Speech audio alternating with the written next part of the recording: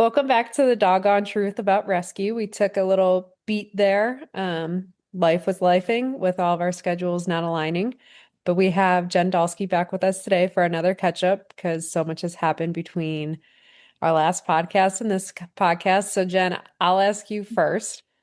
Do you want to start with the good or the bad? Uh, What did we leave off with last time? Oh, Every girl, time don't I ask me. start this, every time I start this, I don't remember what we Oh, left wait, off no, I last can time. look back quick. We Okay. had our Wichita episode with Aspen, and then you were on talking, it was Hope on Wheels about the Oh, okay. release that we hit 53,000 downloads, shelter renovations, expansion plans in Wichita, and then a bold vision to launch a mobile veterinary RV. Well, we And our launched cover dog it. was Romeo. Has Romeo been adopted yet? He is in a very, very loving foster home. So fingers crossed. Fingers crossed. Yeah, he found a home after that. Amazing. It's amazing. First off, I think you guys are amazing. I don't get to tell you that enough. I am so grateful for you being in my life. And you saw this when it was nothing. And I love that. And Sy, I will always remember the day you're standing on a scaffolding, like painting the ceiling in the barn when the barn was just and Sheila, I absolutely used you for your girls. Like I loved your girls. I So still came and helped paint. Remember Liz I came to paint the mural? I remember yeah, strictly stopping yeah. at the Home Depot, and I'd never been out this far into Kansas because it was my first few months living in Missouri. And I'm like, oh, we're getting out there. Like we just kept driving. And then Oh, all of a sudden there was just a Home Depot. that's exactly right. The Spring Hill is so much more built out now. Like there's Yes. houses everywhere and people actually know where it is in Kansas now. But yeah, I mean it's so cool to pause and look back and think, oh my God, it's been well, that was 9 years ago, you guys. Was it 9 years ago? Um, 2018. you guys you're borderline like my longest friends. That's a pretty special honor. So, well, Sue George wins on Yeah. that, but that's I'm just so grateful for you. So Same, Jen. that's it. What were we talking about? Oh, the If RV. you We launched the campaign, and we had an amazing anonymous donor come in and say, "I'm going to match the first 50,000." Holy heck, you guys, we reached that match. So it's 400,000 all in, and we found financing, and it's ordered. And I don't know if I shared the backstory about this specific RV. I started doing research. I started calling around, and if you don't believe that God has a plan, then listen to our podcast, go on our Facebook page, do your research about how Always and Forever came up, and you will know that there is so much more going on behind the scenes, that all of the chaos, all the stress, all the growing pains that we were talking about before this podcast, they really, really are worth it because typically it takes between 6 and 8 months to build out a medical RV vet clinic. And it just so happened when I called the most reputable one, they happen to have one RV vet clinic that they bring to their February show. Is And this the one in Arizona? no, this is the one in Ohio. So Ohio. Okay. this one was available. We locked in the price. We threw the kitchen sink in, so we've got all the upgrades on it.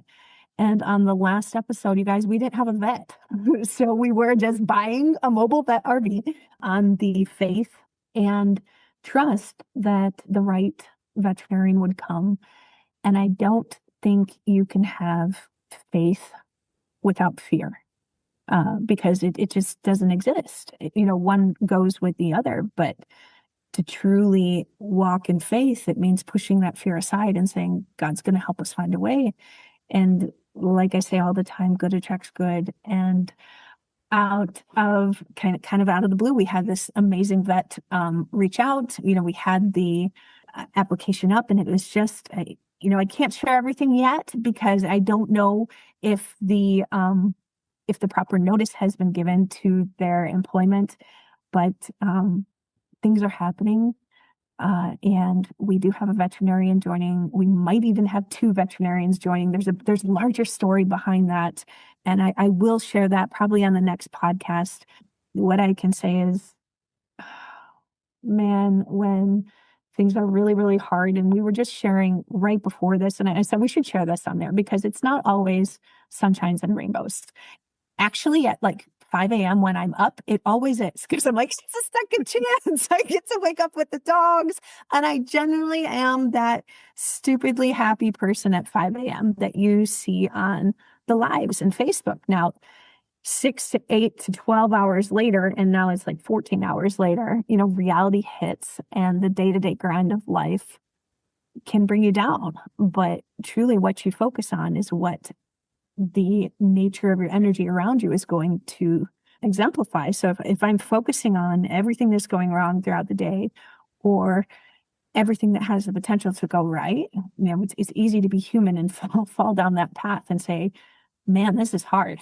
Man, this just keeps getting harder. We're going to put a whole medical program. We're going to build a vet clinic. We're going to expand our vet staff. We're not only on that, we brought a director of operations on. He's amazing. He's got experience. We're going to lead our managers. What we are finding transitionally right now and always and forever is we've grown, but we've got to catch up to that growth. And we've got to put the people in place to help those as we continue to grow and expand. Because if we don't catch up to the growth that we've already done, not only will we not be able to sustain this, but we won't be excellent in what we do. And I say this all the time whenever a new staff member or employee comes on. You are not expected to be perfect. You are expected to do excellent work, even if you excellently fail, because you're going all in and you're screwing up. And that's the opportunity to learn from it too. And, there's so much pride in each individual's own excellence because we all bring our own unique, authentic self that nobody else can create, nobody else can be to the table. And that's what's so incredibly special about Always and Forever.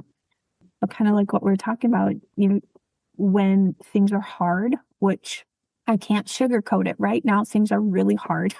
Change and growth are hard for every single human being on earth. And if you say they're not, it's probably because it's not your idea. or it's probably because it's your idea. And then, when it's your idea and it's your change, it's easy, right? Unless you're actually the one that has to implement it. Then no matter whose idea it is, it's extremely hard. And you've got to learn, you've got to grow. And not only that, but you got to surround yourself with the people that want to learn and grow with you too, which isn't always the case. It's so easy to stay in the comfort zone and say, well, this has been working. We've saved 8,000 animals in 8 years now. Well, why do we have to do things different? Why do we have to document this? Why do we have to change our protocols in that?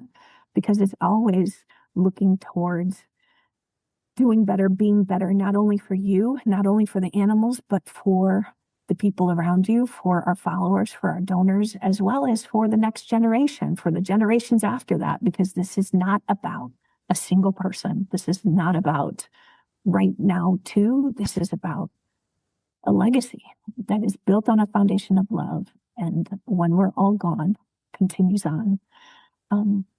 Forever, as long as homeless animals are out there, and as long as they need us to keep going, because rescue is it's not for the faint of heart, and it's not for those that are quick to react. And I would say every human is quick to react, right? That's what we want to do. Like, you offend me, I'm going to defend myself with anger, with honor, and whatever you want to with that.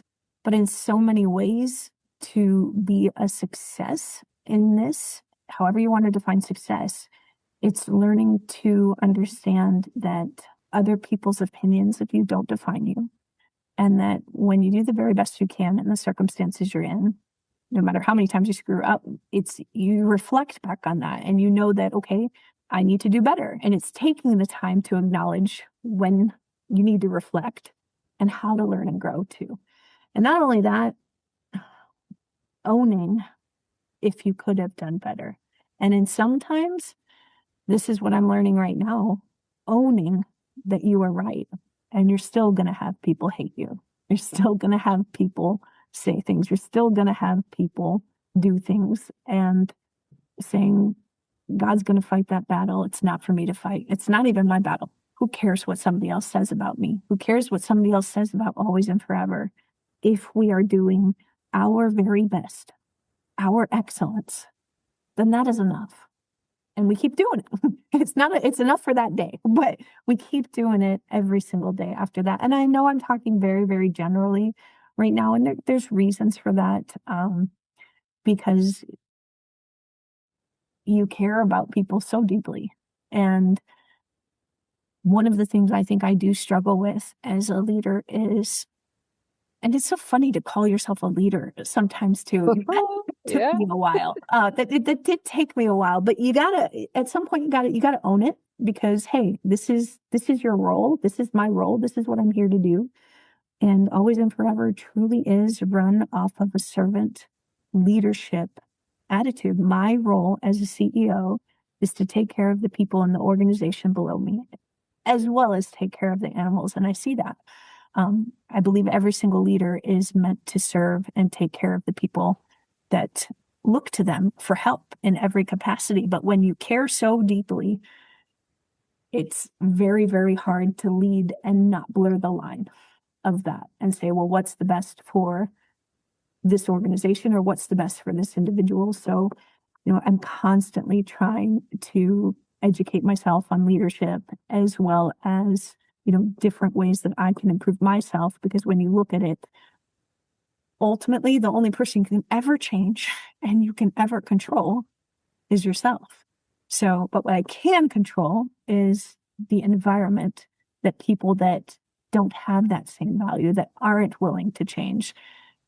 So it's never about, I know I said me and I in this, but it really never is about me or I. And I truly do think as a leader, you can say, you take yourself out of it and you say, what's the best for everyone? But knowing that there has to be someone that comes in and says, ultimately, this is what we're doing. This is how we're moving forward, because this is where our mission is going. And it took me 8-9 years now to find my voice internally to say, I know in the core of my soul that I will always do what's best for Always and Forever. Will it always be right? Maybe not, but that's where the reflection comes in. And that's where you recognize that, gosh, we're all humans. If we weren't, we'd be in heaven. And then there'd be no problems. There'd be no homeless animals. And that's going to happen. Someday we're going to have that peace, but it's finding a way to try to get that peace here that is incredibly hard. And I know I was so excited to share our vet with you guys and the news, but I think these are important to pivot and share how real this is. This is a rescue. We bring in about, it takes about $3.5 million a year to run Always and Forever now. And I will say this all the time, the number one source of funding is for the people and the medical to take care of the animals, because you would not have Always and Forever without the people that invest their heart, their time, their love, and their life to these animals. And so we have to pay them to do that. And they shouldn't have to suffer. You should not make minimum wage taking care of animals. It's such a privilege. I say it every single morning. I am blessed, and it is a privilege and an honor to care for them.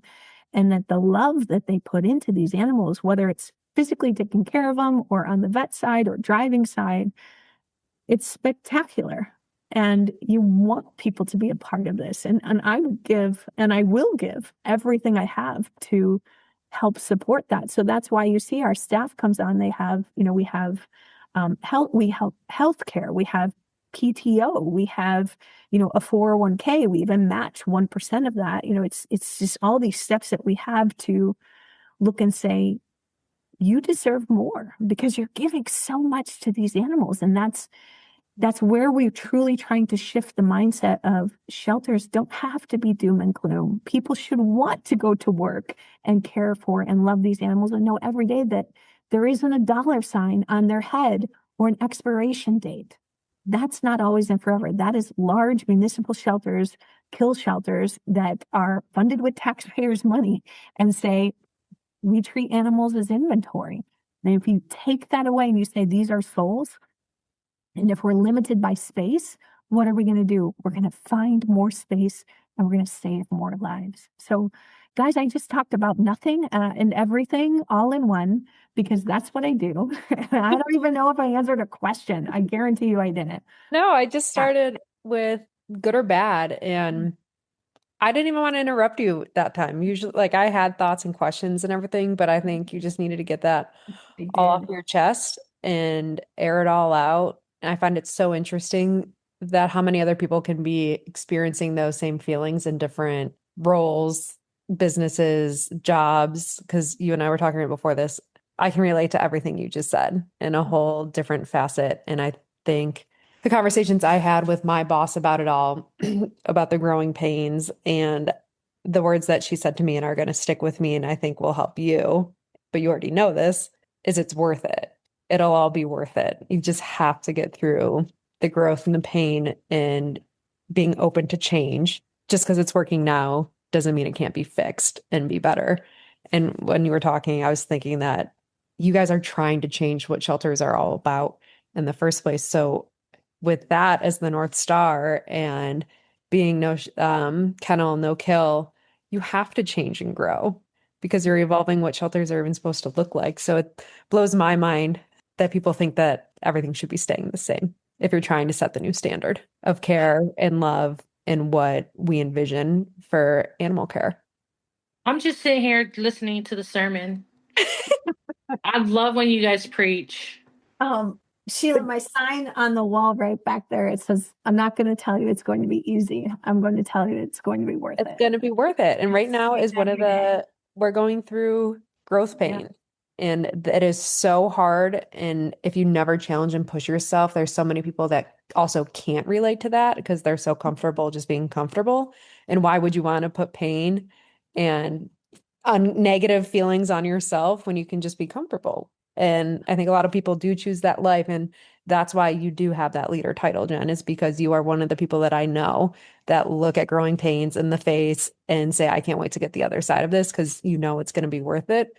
And I've always, especially last week, have had your voice in my head of it's a blessing that people look to you and you have this much pressure on your life because you dreamt of this day to be in this Younger position. me, my God, younger me would have collapsed.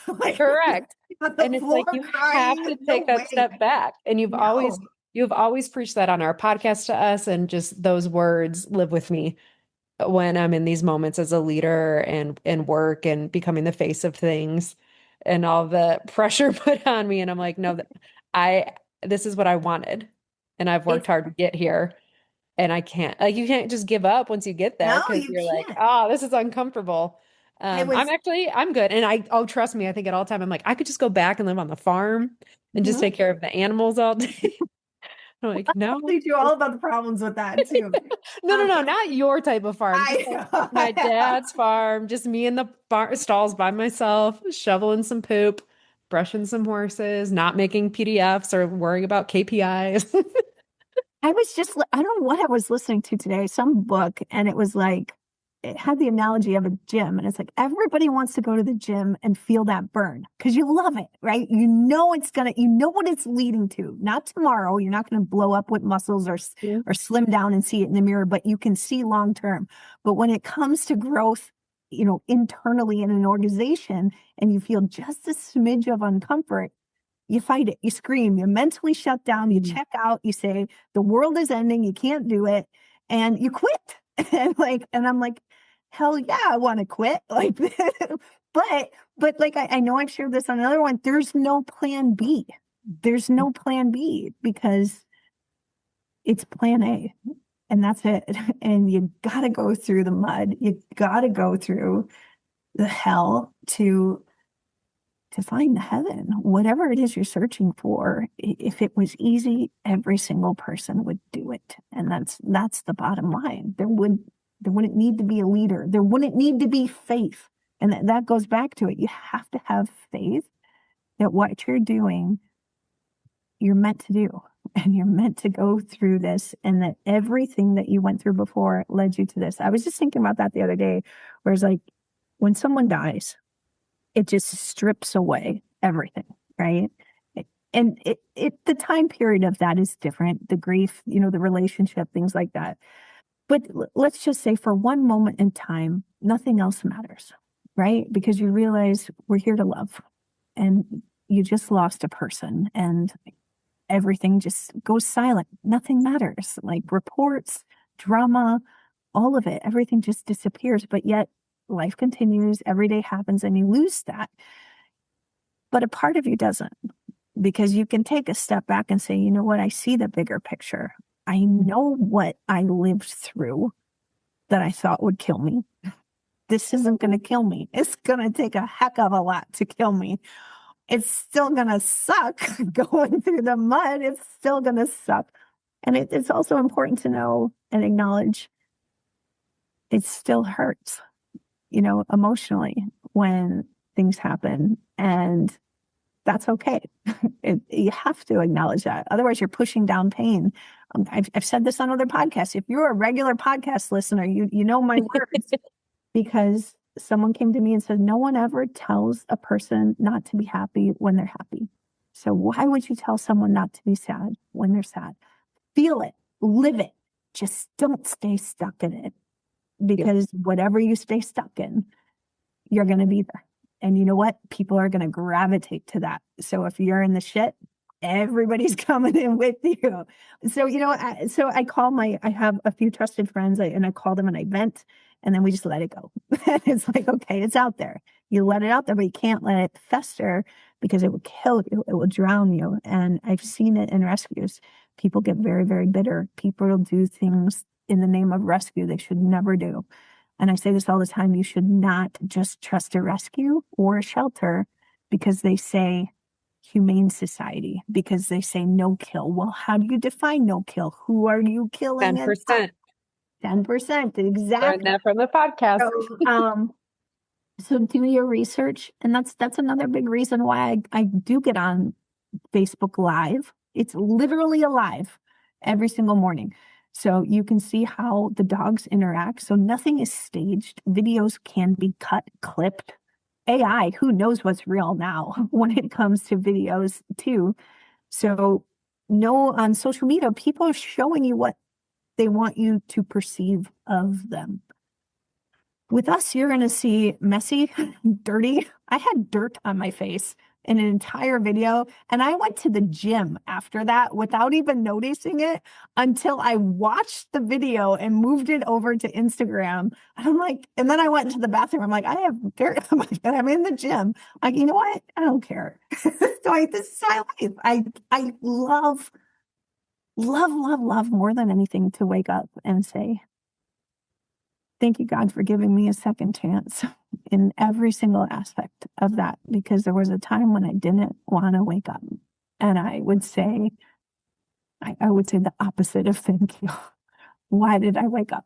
When someone else wants to wake up, why am I here? And I do that. I do that every single morning. And I say the same thing every single morning because I truly do mean it. And some people might think it's easy to always be optimistic, but let me tell you, it's actually a lot of work.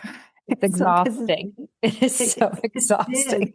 Sometimes it is. And guys, and many, many times it's a choice too. I'm not always optimistic, but I am a very, very optimistic person. And I do believe in good in everyone. I think everybody's got that good inside of them. And then when you find out something, it's just like, dang it. What you focus on always comes back to you. What you put out in this world comes back to you. And that's what you do. You focus on you. And that's why I started this. I'm so grateful for you guys, because you have been through the ups and downs. And Sheila, it's wonderful to watch you grow. Like, I remember when you took a chance on your dream. Sy, you took a chance on your dream moving here, and we have to talk about this. You literally were a hero taking down a robber. Well, I was you're just a hero. I mean, you were. I mean, and I feel like you should be on ESPN. And you know what? You know what I said to him while I had him choked up? I said, you need to do good into this world. You put good into this world, you get good back. Okay, she was literally quoting you. And I was just thinking, when you were like, you put out in the world what you put into it. And I'm like, that man stealing. Okay, we need to backtrack. You need So to the share this listeners know. story. Share this Not story. about Sy, me. I'll share it for you, and you can Alright. just add in where you want. We were at brunch after Kansas City Glory training camp. All three of us have now since retired. Jen, Sy, and I are not active players anymore. Sy has been helping with coaching and staffing on the D line. I'm still president. Either way, Sy and I were at training camp. We are at brunch driving back towards her car. We are looking at her car, both in my vehicle, and the passenger side door is open. And Sai said, "Did I leave my passenger side door open?" I'm like, "That doesn't make sense." And then in my mind, I'm like, "Well, did somebody that we were just at brunch with come to get something out of your car?" Because why would you think at 2 p.m. on a Sunday, someone would be Broad actively daylight. trying broad daylight on the most busy corner, that they would be actively trying to steal your stuff? And that is exactly what was happening. A man was in her vehicle, in her glove compartment. So we get through the red light. She yells, "Sheila, let me out and start recording." Oh my Um, God. so that's Did you exactly jump what happened. out?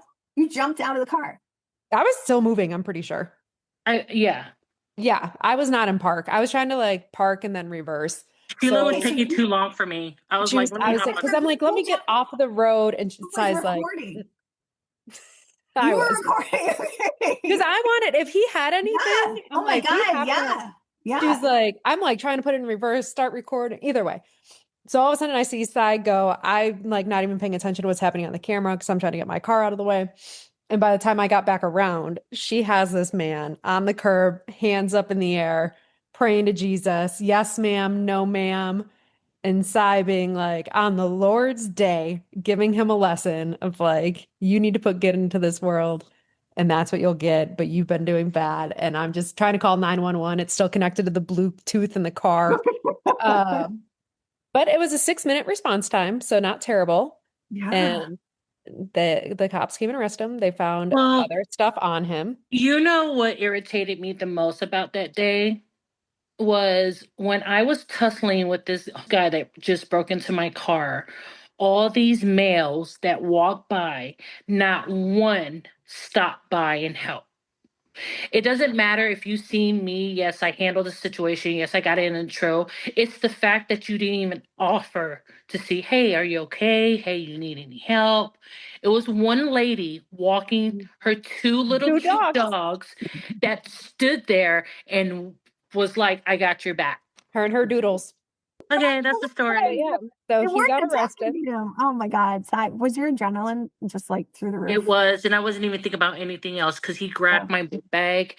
And the crazy thing about it is that when the cops were searching him, they found a ring, a gold box, a red box of gold, a ring with a gold engagement ring in it. And I'm like, he probably stole that from somebody that was getting ready to propose to whoever. And I'm like, you know what? I just help you guys take a criminal off the street. Oh my gosh. But they're gonna come, I the cops just are gonna come to a glory game because they're like, thank you for doing our jobs for us. But that's Sai just did it. amazing. But it That's did turn into like a moral question within the conversation of some of our friend groups of like, what would you do in that situation? My no brother was a little idea. mad about it. He's like, he could have had a knife or a gun. What were you guys thinking? That was Jen, my your first same thought reaction. my first thought was thank God he didn't have a gun. I feel like you could have crushed him if he had a knife. But you You know could have what? I've lived my life to where I feel like God watches over me. If God wanted me to leave Sunday afternoon on the corner You're of 5th and 100% right. Grand, that would have been my day. But God's like, no, I have plans for you. And it's like throughout all the years of my life that I've been through the crap that I've been through, like he's had my back. This is not going to be the day. And I have that in my heart, but then I'm like, okay, what if something really bad does it? No, because then your No. kids. Exactly. Sai and I were talking about it though, of every single decision that we made up until that moment. Like we were at Harry's, somebody decided to get dessert, and then we were walking back to my car. We decided to stop into a shop for everything to align for us to be in that moment at that time. So watching it be happening, it's one of those moments in life where it seems like you're on the right path because why else would you be in that exact moment at that time? You guys, you could think about that with everything. Like I I know, feel it's like it's a soul insane. thing. It's a soul thing. We've talked about this before too. Yes. And I really do think it aligns with, our animals too. Like they are meant to be in your life the moment they come in there. And then they're also meant to leave. when the time is come, even no matter what circumstances they are, even if you're the one to choose that. I would just 100% God was looking out for you that day. Now, that doesn't mean if somebody is tragically killed in a alteration, God isn't looking for that out, but it also just means our souls have purpose and paths, and you were meant to cross him. And I really do believe this. We have guardian angels that stay with us on our side every single day, that guide you through the coffee, that guide you through the crossing the street, and all those things that lead you to where it's that little voice that said, Sy, get out of the car and stop him. Do we listen to them? Sometimes we do, sometimes we don't, but I think there's so much more that we don't see that is all interconnected, because we were talking about this on a road trip, how the three of us are friends and became interconnected. It's amazing. It really is. I'm this awkward nerd that never talked to anyone ever my whole life. Like I was. Hey, look at you now doing morning live. I know you've been talking for 30 minutes straight. Well, I'm talking to you guys. And the mornings I talk to the dogs, and I talk to people who love the dogs and cats like I do. So to me, it's the growth and recognition. We are all 100% different, but 100% from the same energy, the same source, and the same being. And that's love, that's God, that's whatever you want to define it as. So yes, my first was, oh shit, thank God they didn't have a gun. That's what I was thought. And I'm like, hell yeah, you take them down. Are you kidding? There's literally no one you couldn't take down. So you are all kinds of fierce in the very best way, Sy. So, Did not know who he was messing with. No idea. And we go back to the podcast. We'll go back to the podcast now. Speaking of dogs coming into your life, what? Do we have one for a cover dog? Oh, I think we're like, who got a dog? No, but it's been 3 years since Kingston. Yes. And I just celebrated my 3 years with Z too. So it was our trip to St. Louis in the RV. Yes, it was. Oh, little Josie came on that one too. Side note, Jen, I may be looking for a cat. I love cats. We'll talk about this later. Oh, hey, let's we'll offline this. You guys, let's do a cat on our we cover. We can do a cat cover because we did our very first yoga poses for paws in Wichita this weekend, and we had the senior dogs, and then we had the cats come over. So it was a really great time. Let's do Fanny as our cover cat. She is called Fanny because her ear got chopped off in a fan. And but she's so sweet and she's so cute, and it's just a little clip on it. She's very sweet girl. That's the story that I believe happened. I don't know, and she's got some scratches on her back. I love her. She's wonderful. So she's in Wichita. She's in Wichita. Yes. Time out. The website's different. Oh, we got a new website. So I need to get your photos and a little bio from you guys too, because we're going to have meet the teams everywhere. So we need a podcast team. So I need a photo from you guys and a little blurb. But yeah, the website is brand new. That came from Lifted Logic. It was a promotion that we won like a $60,000 promotion. Oh, I remember this. A ton of time on that. It took about a year to unfold. So check out our website, alwaysandfurever.org if you haven't. It's awesome. There's some kinks that we got to work out, things to update.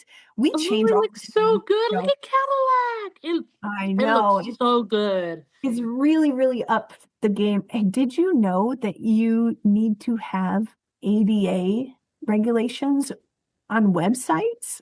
I didn't know that. So they can make font bigger, smaller, audible. Yeah, I didn't know that at all. And I guarantee you a lot of nonprofits don't know that. But like little things like that, you learn along the way. So really, really grateful for them in that. Fanny is the cutest. How old is Fanny? Fanny. I just sent her a picture. Maybe 5 months. She's young. So she's itty bitty. And she was running around while we were doing yoga. And then she'd run over to your head and jump on you. And then she's so cute. She's so cute. I love her. I love cats. Oh my gosh. Well, Jen, thank you for coming on. We're always here. We're always a call away. Well, let's have another positive one Well, yes, in a let's month get or so. through. I was looking at my astrology and it's something with a new moon in Gemini, I believe. Something's going on right now. I believe that. People are talking about that. I just haven't paid Were they? attention. All right. All right. Thank you, Jen. Sai, you know what to do. As always, it's never too late for a happily ever after.